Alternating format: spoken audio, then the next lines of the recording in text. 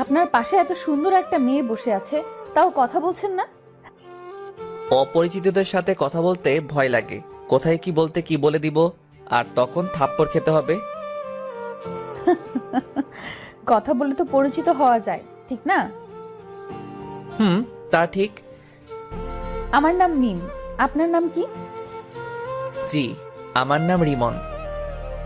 তখনই বাসের helper ticket নিতে এলো। প্রথমে মিম নামের মেয়েটির কাছে টিকিট চাইলো। আপনার টিকিট দিন। আমি টিকিট দিলাম।